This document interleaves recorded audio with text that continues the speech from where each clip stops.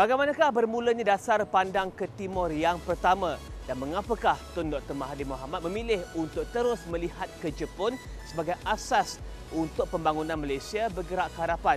Dan kita akan bersama dengan dua tetamu dalam AWANI Global pada minggu ini, Profesor Madya Dr. Muhammad Nasrudin daripada Universiti Malaya dan juga Duta Besar Jepun ke Malaysia Dr. Makio Miyagawa dalam AWANI Global bersama saya untuk mengupas dan juga melihat kerelevanan Jepun dalam usaha Malaysia untuk bergerak ke hadapan menjadi sebuah negara maju. Bersama saya Rizal Zulkapli.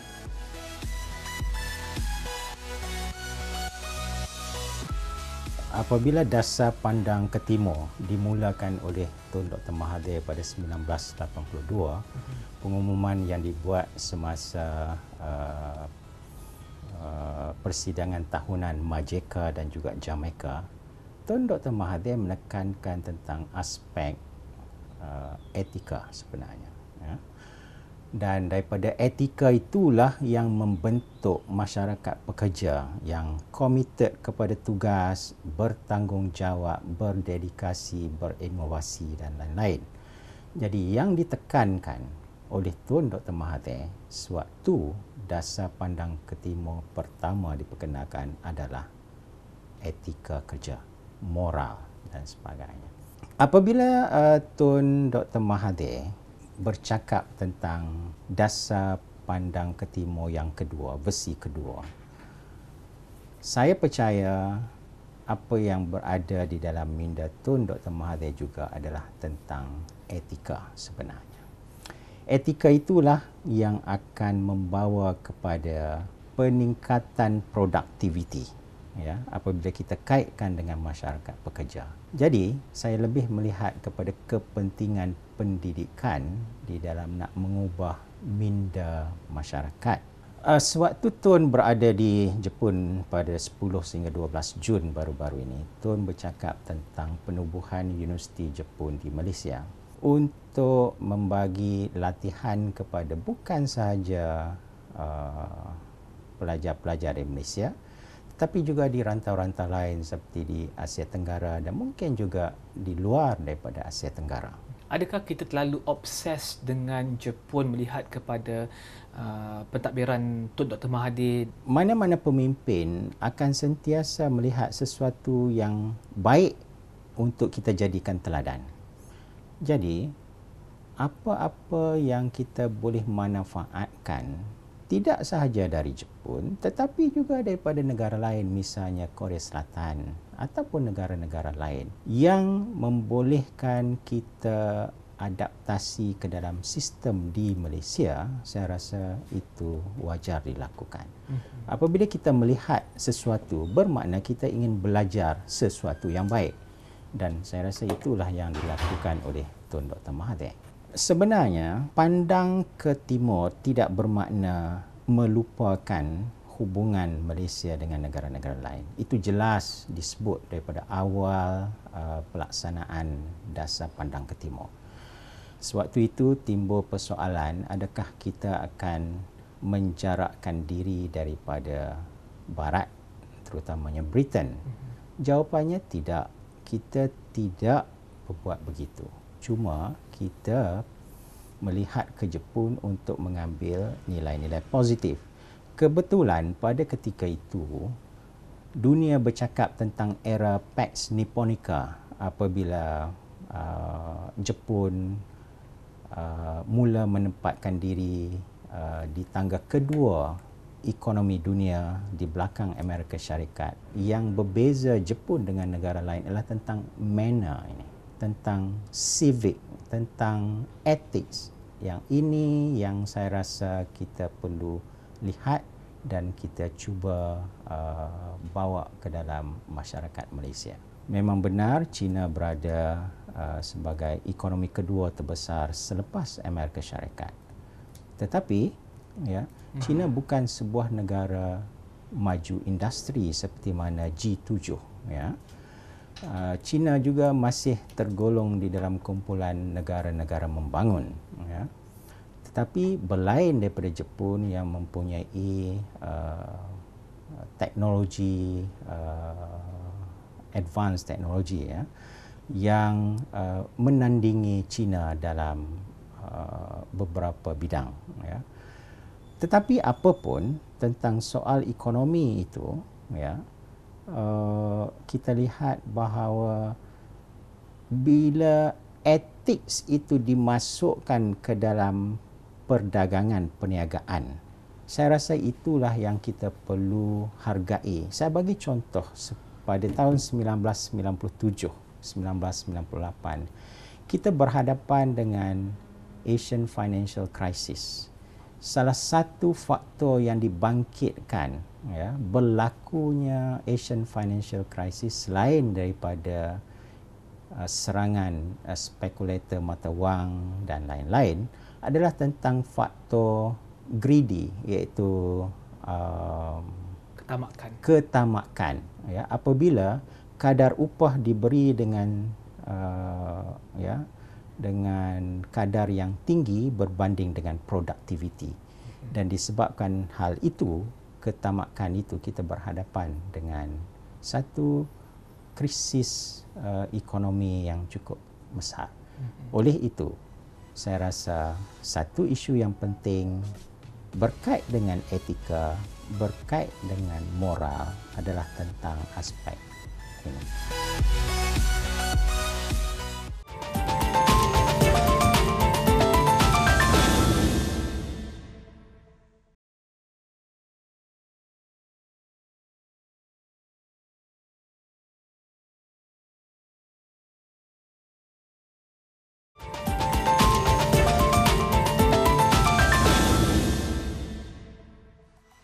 Bertemu kembali dan kita ingin mengetahui bagaimanakah Malaysia baru ini akan meningkatkan lagi hubungan dua hala antara Malaysia dan juga Jepun.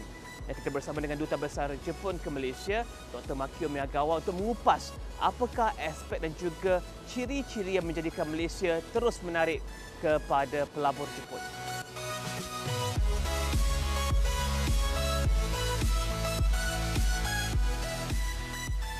Japan was Prime Minister Tun Dr. Mahathir Mohamad's first foreign visit when after the new government was formed. And Tun Dr. Mahathir Mohamad stated clearly that he wanted to see the strengthening of the Lukis policy. What do you think, or how do you think this new version of the Lukis policy will look like, and how will it benefit both nations? I feel that this new Malaysia is going to reach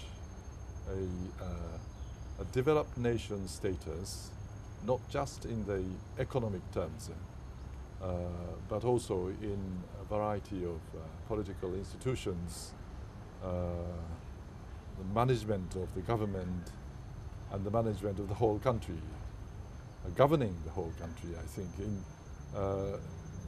Well, first of all, your new Prime Minister has started to clear up all the accumulated debts, and the new Prime Minister is going to get rid of all the corruptive practices.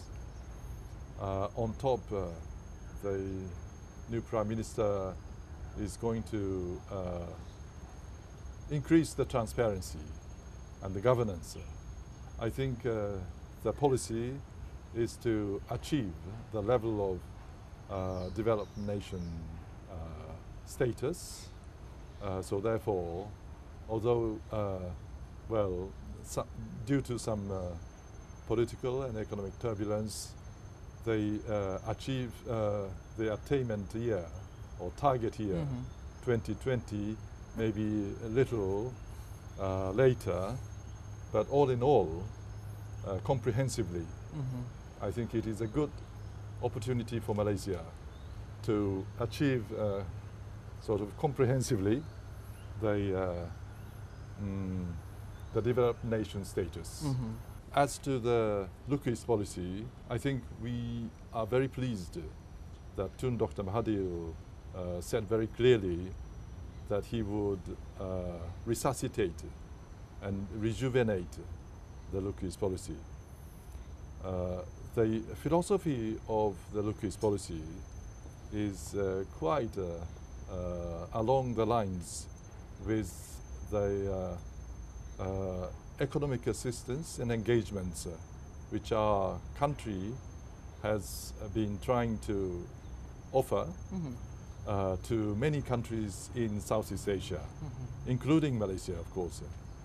The basic thoughts in it is to offer human resource development as much as possible, and a transfer of technology so that the recipient nations can achieve a certain level of economic development by themselves. Our assistance is not simply to offer money. Our assistance is not simply to purchase lands or purchase some properties. This is the basis of the look-east policy. Under this look-east policy concept, our government and our private sectors have been inviting the Malaysian youth to our nation to offer opportunities to study and to acquire values and social way of life. Returning to Malaysia, those students have been working very closely with the government and with their elders to increase the level of production in Malaysia and contributing to the development of the entire Malaysia. I think this is good. We would like to continue to go along with this new government policy to reinvigorate the capabilities of Malaysian youth. Your Excellency, you mentioned institutional reforms, and do you think with these institutional reforms, more investments from Japan would be able to come in?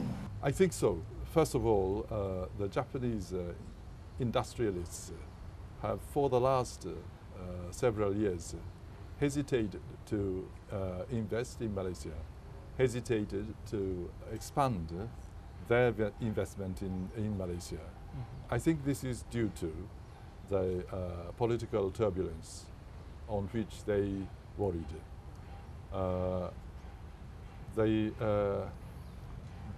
And this is not just the Japanese investment, but Europeans and perhaps American investments into Malaysia as well. We have looked at the statistics and found that the investments from Japan as well as European countries, America and also Singapore have stagnated for the last several years. And this is very conspicuous, but with the birth of the new administration, I think confidence is increasing. They make everything transparent, and this helps us and the Japanese industries to realize that the figures and the facts which Malaysian government announces are correct with transparency. So the confidence will increase. Confidence has increased already, is increasing. And with the increase of this confidence, I believe that their partnership building activities with the Malaysian industries will increase. So I think with the request from Tun Dr. Mahathir very kindly, our nation and our government has been trying to search and explore any universities in Japan to find their eagerness to come to Malaysia and offer opportunities of education for Malaysians. The process is quite rapid, and I hope we will be able to find good examples in the near future. Hopefully within a year. Within a year?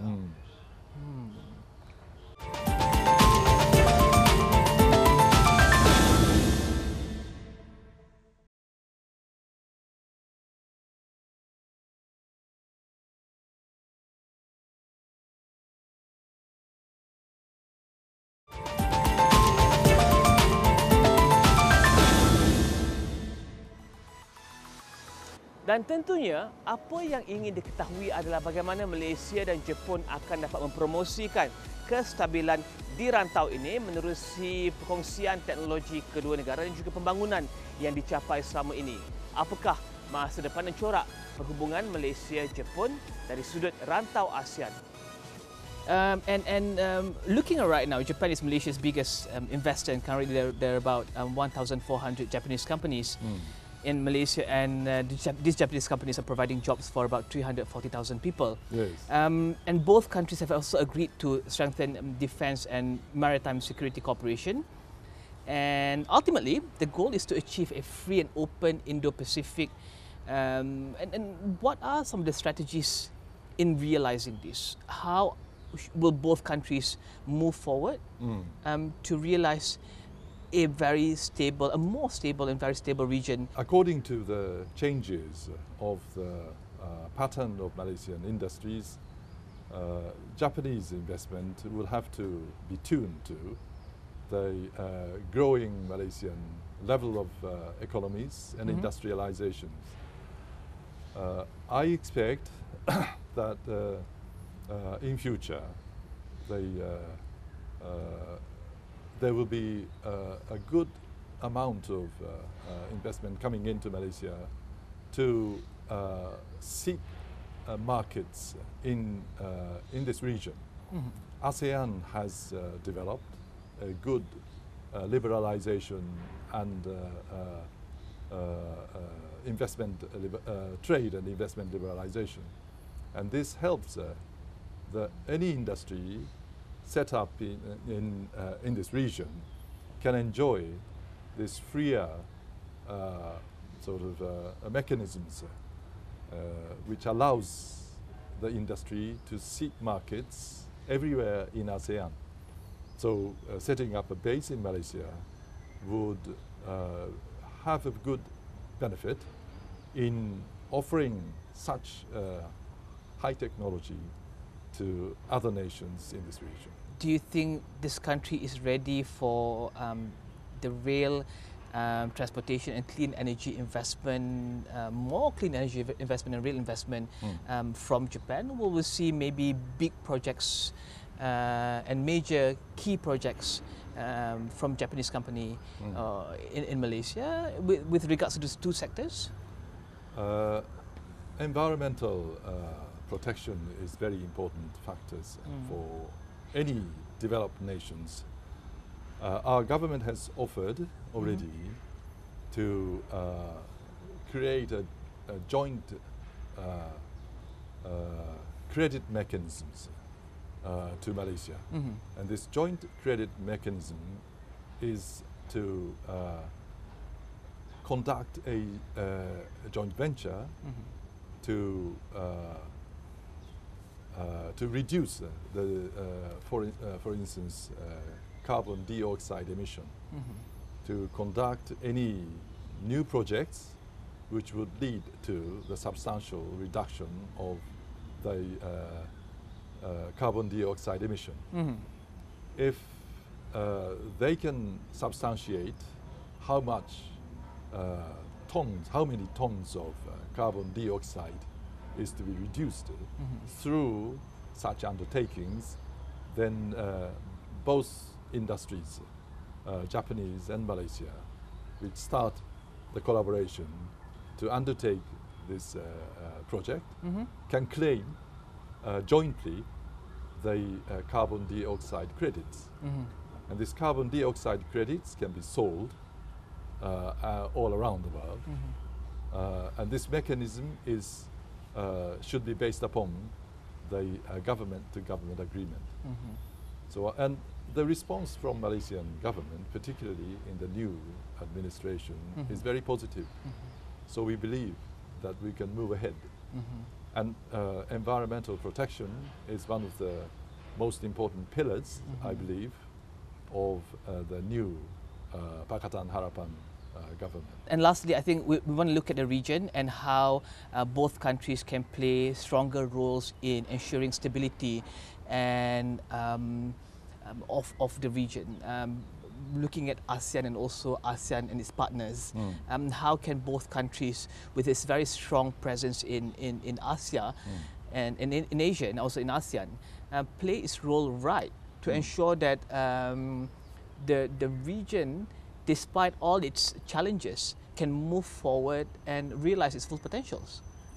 Yes, I should think that the collaboration between Malaysia and Japan under your new administration will move ahead quite rapidly in creating joint undertakings for the development of two nations, but at the same time would lead to the growth of the entire region. We believe that there is a good potentiality. But on the other hand, a looming apprehension ought to be borne in mind. In South China Sea, militarization is a worrisome factor. And both nations have already been giving warning to those who ought to hear the voices of this warning. And so the economic benefits, advancements of Asia, of East Asia, should not be jeopardized by such looming security apprehensions. On this, both Malaysia and Japan would have to collaborate, would have to take a joint undertakings in variety of fora, including ASEAN or post-ASEAN ministerial meeting, for the purpose of bringing up stabilities, maintaining stability in this region. Briefly, Your Excellency, is there enough room for all these powers to exist in Asia and Southeast Asia, in Asia peacefully? I should think so. ASEAN solidarity has been advancing. Now ASEAN has already agreed on the creation of the community. Well, if we if any country tries to move very fast to solidify the association of the countries, they might have to face difficulties. But I think the step-by-step approach is very plausible and very practical. And ASEAN members are already very practical. And I believe this a good sense of humor, good sense of community building of ASEAN nations, Southeast Asians, are quite, I think, conducive and quite promising for the future of this region. Dan perbincangan tersebut mengakhiri AWANI Global untuk minggu ini. Teruskan bersama kami di Astro AWANI dan juga bersama saya Rizal Zulkapli untuk kami terus mengupas isu-isu antarabangsa dan bagaimanakah Malaysia meletakkan dirinya di persada global dengan hubungan antara negara-negara di serata dunia. Saya Rizal Zulkapli untuk AWANI Global.